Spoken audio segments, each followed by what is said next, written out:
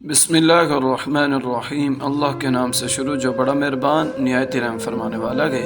السلام علیکم ورحمۃ اللہ وبرکاتہ۔ معزز ناظرین محترم، ایک مرتبہ حضور صلی اللہ تعالیٰ علیہ وسلم بلند آواز سے خطبہ ارشاد فرما رہے تھے۔ آپ صلی اللہ تعالیٰ علیہ وسلم نے فرمایا، اے میری امت کے لوگوں، ان 7 باتوں سے پرہیز کرنا، کبھی نہ کرنا ورنہ برباد ہو جاؤ گے، ہلاک ہو جاؤ گے۔ ایک صحابی نے دست ادب ہاتھ جوڑ کر عرض کی، یا رسول اللہ صلی اللہ علیہ وسلم، وہ کون سی ایسی 7 باتیں ہیں جن کو کرنے سے بندہ ہلاک ہو جاتا ہے اور معاشر کے روز آپ کی شفاعت سے بھی محروم رہے گا؟ صحابی کی بات سن کر حضور صلی اللہ تعالیٰ علیہ وسلم نے فرمایا، نمبر 1، کبھی بھی کسی خاتون پر تہمت نہ لگانا، اس پر جھوٹا الزام نہ لگانا، کیونکہ یہ بہتان ہوگا اور بہتان لگانے والا گناہ کبیرہ کا مرتکب ہوتا ہے۔ نمبر 2، حضور صلی اللہ تعالیٰ علیہ وسلم نے فرمایا، کسی غریب، یتیم یا بیوہ کا مال نہ کھانا ورنہ ہلاک ہو جاؤ گے، برباد ہو جاؤ گے۔ سنیے، حضور صلی اللہ تعالیٰ علیہ وسلم نے فرمایا، کسی غریب، یتیم یا بیوہ کا یا کسی اور کا ناحق مال کھانے والے کی میں شفاعت نہیں کروں گا۔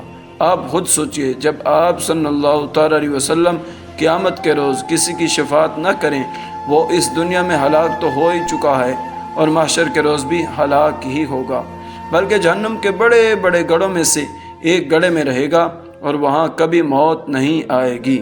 اس لیے آپ یہ کام مت کرنا۔ نمبر 3، حضور صلی اللہ تعالیٰ علیہ وسلم نے فرمایا، کبھی سود نہ کھانا اور نہ سود دینا ورنہ ہلاک ہو جاؤ گے، کیونکہ سود دینا اور لینا دونوں کے لیے حرام ہے اور شریعت محمدی میں ناجائز ہے۔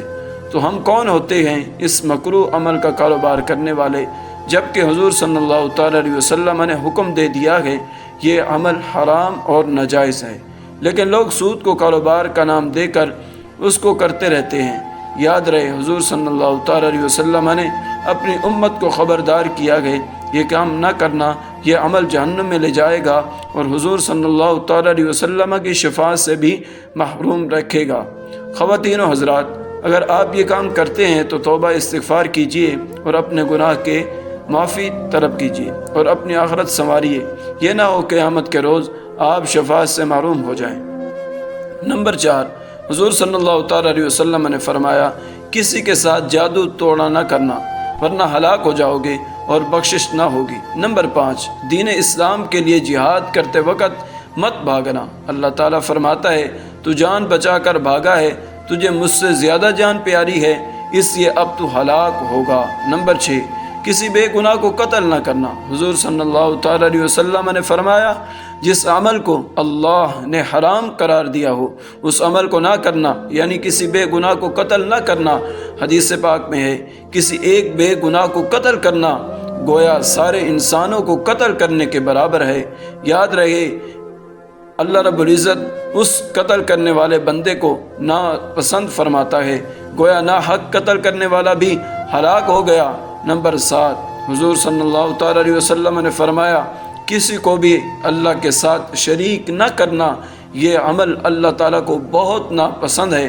حدیث شریف میں ہے، حضرت ابو ذر رضی اللہ تعالیٰ عنہ سے روایت ہے، رسول اللہ صلی اللہ تعالیٰ علیہ وسلم نے فرمایا، اللہ جل شانہ فرماتا ہے، جو شخص ایک نیکی لے کر آتا ہے اسے اس جیسی 10 نیکیاں ملتی ہیں، اور جو شخص برائی لے کر آتا ہے تو اس کا بدلہ اس جیسی ایک برائی ہے، یہ چاہو تو معاف کر دیتا ہوں، اور جو ایک بلش میرے قریب ہو جاتا ہے تو میں ایک ہاتھ اس کے قریب ہو جاتا ہوں، اور جو ایک ہاتھ میرے قریب ہوتا ہے تو میں 2 ہاتھوں کے برابر اس کے قریب ہو جاتا ہوں، اور جو میرے پاس چلتا ہوا آتا ہے تو میں اس کے پاس دوڑتا ہوا آتا ہوں، اور جو مجھ سے پوری زمین کے برابر گناہوں کے ساتھ ملاقات کرتا ہے لیکن میرے ساتھ کسی کو شریک نہیں کرتا تو میں چاہوں تو اسے بخش دوں۔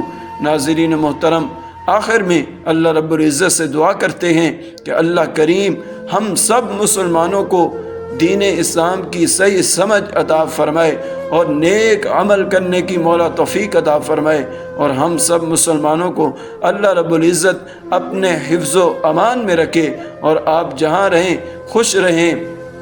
ملتے ہیں اگلی اس طرح کی انٹرسٹنگ ویڈیو میں۔ اگر ویڈیو اچھی لگے تو اس کو لائک کر دیں اور اپنے دوست احباب کے ساتھ اس کو شیئر کرنا نہ بھولیے گا۔